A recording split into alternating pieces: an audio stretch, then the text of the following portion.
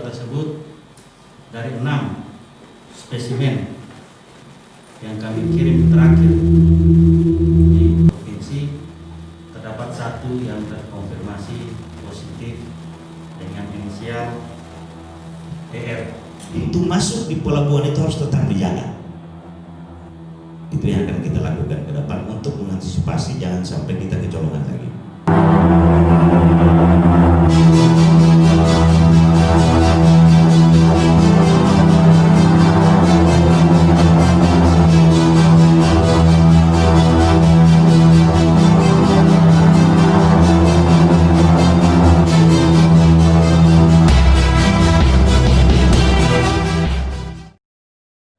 Atau data COVID-19 di Kabupaten Pegunungan. Pada kesempatan ini kami melaporkan hari ini Kamis tanggal 25 Agustus 2020 kami Satuan Tugas Percepatan Penanganan COVID-19 Kabupaten Pegunungan akan melaporkan perkembangan situasi terkini kasus COVID-19 di Kabupaten Pegunungan. Pada tanggal 18 Agustus telah terkonfirmasi 1 kasus positif COVID-19 berdasarkan surat Kepala Dinas Kesehatan Provinsi Sulawesi Tengah nomor 800/282/TU mendatar Labkes Diskes tentang laporan pemeriksaan laboratorium COVID-19. Dalam surat tersebut dari 6 spesimen yang kami kirim terakhir di provinsi, terdapat 1 yang terkonfirmasi positif dengan inisial. Hasil pemeriksaan epidemiologi, pasien tersebut merupakan pelaku perjalanan dari Provinsi Gorontalo dengan menggunakan alat transportasi laut yang menggunakan KM Tunato Mini. Inisial DR tiba di Ampana pada tanggal 29 Juli 2020 dan pada tanggal 2 Agustus inisial DR mempunyai gejala flu, indera penciuman serta indera pengencap tidak berfungsi dengan baik. Keesokan harinya pada tanggal 3 Agustus atas inisiatif orang tuanya melakukan pemeriksaan di Puskesmas Ampana Barat dan dilakukan rapid dengan hasil non reaktif. Pada tanggal 7 Agustus dilakukan rapid test kembali tetap non reaktif. Kemudian pada tanggal 8 Agustus karena masih tidak ada perbaikan gejala, 8 Agustus dirujuk ke rumah sakit Ampana dan dilakukan rapid test, hasilnya reaktif.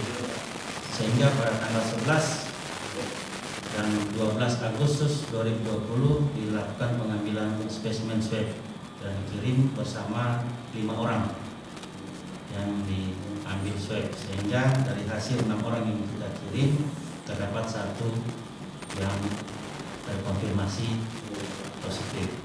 Saat ini setelah mendengar ada kasus laporan positif dari berdasarkan surat yang dikirim ke Dinas Kesehatan yang telah dilakukan oleh tim gugus khususnya Dinas Kesehatan, yaitu melakukan isolasi pasien yang terkonfirmasi positif dan melakukan tracking terhadap seluruh masyarakat atau seluruh keluarga yang kontak langsung dengan pasien, melakukan isolasi atau karantina terhadap seluruh masyarakat atau seluruh keluarga yang kontak langsung dengan pasien di gedung BLK yang sudah disiapkan oleh Satuan Gugus Tugas Kabupaten Pegunungan.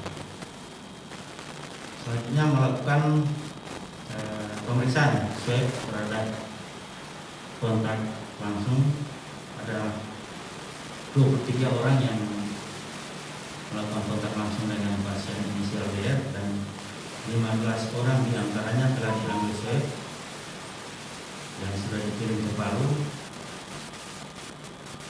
3 orang saat ini sedang dilakukan lagi swab dan semua yang saat ini yang ada di JLK ada 14 orang. Namun karena hasil pemeriksaan dokter ahli yang menangani pasien tersebut sudah menunjukkan adanya perbaikan, sehingga atas perintah dan instruksi dari tenaga dokter untuk melakukan isolasi bersama-sama dengan keluarganya di JLK. Kondisi pasien saat ini sudah membaik, gejala indera pengecap maupun indera dan flu-nya sudah membaik, sudah tidak ada keluhan, sehingga pasien tersebut kemarin sudah diambil swab dan tadi juga sudah diambil swab untuk yang kedua untuk pemeriksaan apakah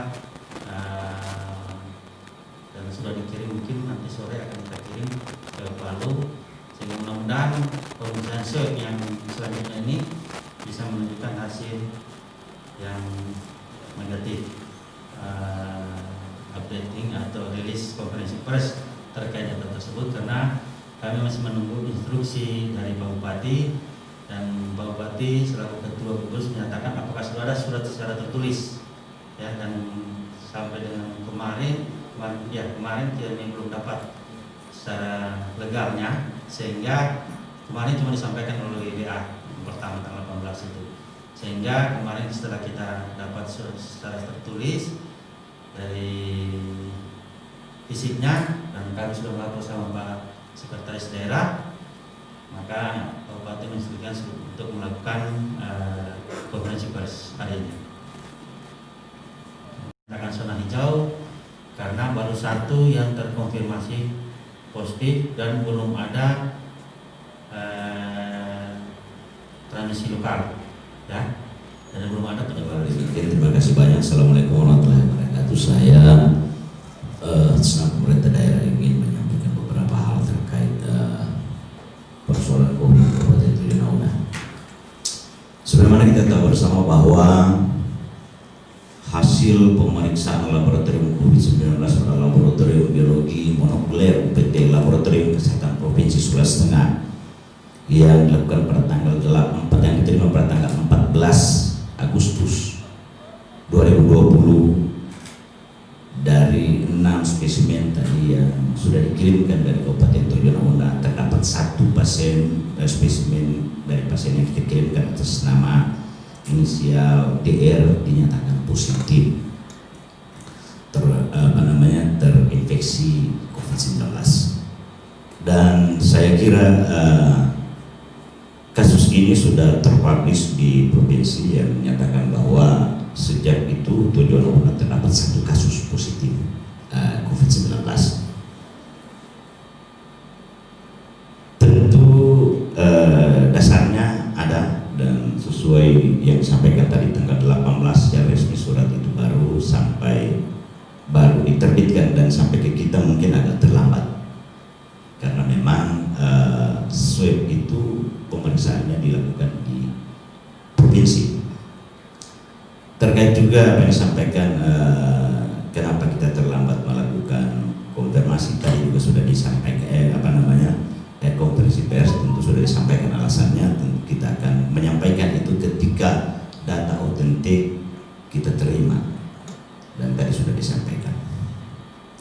Bapak Ibu sekalian, tentu dengan terjadinya kasus ini maka mengisahkan kepada kita agar tetap lebih berhati-hati dalam proses penanganan COVID ini, karena jika terjadi penyebaran yang seperti yang disampaikan tadi yang namanya local transmission, penyebaran secara lokal itu sangat berbahaya, akan merubah status kita dari zona hijau menjadi mungkin zona merah, karena proses penyebaran COVID itu sendiri ada yang namanya imported case, kasus impor, dan yang terjadi di kita sudah jelaskan juga bahwa itu adalah kasus impor karena berdasarkan riwayat perjalanan pasien ini berasal dari Gorontalo, yang kita tahu Gorontalo adalah zona merah, bahkan mungkin di atas zona merah. Tiba di sini tentu ini karena ketidakdisiplinan, ya, tidak melapor, kemudian mungkin kita juga tidak terlalu sigap, ya, agak longgar, karena memang kondisi kondisi 1 bulan terakhir itu kita sedikit longgar dalam proses pengamanan terhadap lalu lintas pergerakan orang. Tentu itu kenapa sampai kita kecolongan. Itu yang ingin saya sampaikan. Oleh sebab itu tentu ke depan dalam rangka mengantisipasi kejadian supaya tidak berulang, tentu kita akan semakin memperketat pergerakan atau lalu lintas orang di wilayah ini. Tadi juga ada pertanyaan tentang pandemi, epidemi, dan endemi misalnya. Saya ingin menjelaskan bahwa kalau kita bicara epidemiologi, itu suatu ilmu yang melakukan penelitian, pengkajian terhadap suatu perkembangan penyakit. Nah, ketika kita bicara epidemiologi itu ada yang namanya epidemi. Epidemi itu jika sebuah wabah penyakit itu bergerak di sebuah wilayah cukup luas, misalkan satu negara, sehingga kita pernah mengenal namanya epidemi SARS yang pernah menyerang Singapura dan lain sebagainya. Kemudian ada endemi. Endemi itu jika penyakit itu menjadi ciri khas sebuah wilayah. Misalnya kalau kita bicara malaria di Papua, kalau di Sulawesi Tengah ada satu endemi yang namanya schistosomiosis, penyakit bengkak kaki itu di Nabu. Nah, kemudian COVID-19 dikatakan pandemi karena sudah menyebar hampir di seluruh belahan dunia. Nah, itu kalau kita bicara istilah itu. Nah, terhadap semua ini tentu sudah ada langkah secara internasional bahkan untuk bagaimana proses penanganan terhadap pandemi COVID-19. Saya ingin tambahkan itu. Kemudian tentu ada juga pertanyaan yang menarik, apa langkah kita selanjutnya? Nah, saya ingin juga men-share pada teman-teman ya, bahwa sejak akhir bulan Februari dan sampai pada pertengahan Maret kita memperoleh instruksi untuk segera membentuk namanya gugus tugas percepatan pengendalian COVID-19. Itu secara berjenjang dari pusat sampai ke kabupaten. Hari ini sudah terbit lagi perpres yang baru yang memberikan isyarat bahwa tugas dari gugus tugas percepatan penanganan COVID ini akan segera berakhir dan akan diganti dengan lembaga lainnya yang hampir serupa, tetapi orientasi penanganan tugasnya akan terkonsentrasi pada hal-hal yang terkait dengan kehidupan pasca new normal, sehingga nanti berubah menjadi nama Satgas Percepatan Penanganan COVID mungkin. Itu nanti di tingkat kabupaten akan dibentuk berdasarkan peraturan bupati. Saya ingin juga menambahkan bahwa menjelang fase new normal ini juga ada satu peraturan bupati tentang penegakan disiplin protokol kesehatan, karena memang sudah diberikan isyarat kita melonggarkan karena kita sudah masuk sebenarnya fase new normal. Oleh sebab itu sebenarnya kenapa di beberapa daerah cenderung sudah melonggarkan, karena memang instruksinya beberapa instruksi sudah dicabut. Kalau kita lihat maklumat Kapolri sudah lama dicabut, setelah itu kita memasuki new normal. Dan kondisi ini mempengaruhi kelihatan. Buktinya tujuannya tiba-tiba positif satu. Nah, belajar dari pengalaman ini tentu pemerintah daerah akan coba mengambil kembali, akan perlu memikirkan kebijakan langkah yang harus dilakukan untuk mencegah terjadi penyebaran yang lebih tinggi. Ini pelajaran. Ternyata new normal itu kita juga harus berhati-hati. Sekedar tambahan, beberapa saat yang lalu kita sudah berpikir untuk membubarkan seluruh posko yang ada. Tetapi seminggu yang lalu saya mengadakan rapat terbatas untuk tidak membubarkan seluruh posko yang ada. Meskipun terkait penganggaran kita dikatakan sangat sempit dari sisi penganggaran. Saya bersama teman-teman bersepakat ketika rapat ada 2 posko yang harus ada menurut kami. Yang pertama posko perbatasan Malaya Tojo karena masih merupakan pintu masuk antar provinsi, ya. Jadi harus tetap dijaga. Tugas adalah mencatat hilir mudik orang yang ada masuk ke wilayah kita supaya kita bisa mengecek kemana orang itu dari mana. Kan paling tidak seperti itu. Yang kedua adalah dengan dibukanya transportasi laut melalui Gorontalo yang menggunakan kapal feri dan kapal yang lain, maka pintu masuk di pelabuhan itu harus tetap dijaga. Itu yang akan kita lakukan ke depan untuk mengantisipasi jangan sampai kita kecolongan lagi. Oleh sebab itu beberapa posko memang yang ada di dalam kabupaten ini kita menganggap tidak penting lagi. Kenapa? Sebenarnya tidak penting itu karena terkait persoalan penganggaran. Nah, jika pintu-pintu masuk ini kita disiplin menutup, maka pergerakan di dalam ini saya pikir hampir tidak ada masalah karena kita tidak ada local transmission tadi, yang ada imported case. Jadi kita menutup pintu keluar, tetapi selektif, tidak menutup seluruhnya. Karena kalau kita tutup seluruhnya, di sini ada menghambat pergerakan ekonomi juga, dan kita tentu mendapat sanksi karena kita tidak boleh melakukan lockdown. Sama dengan lockdown namanya kita tutup ya, tapi kita selektif mencatat. Jika orang ini ada gejala, tentu kita akan perlakukan sesuai protokol COVID.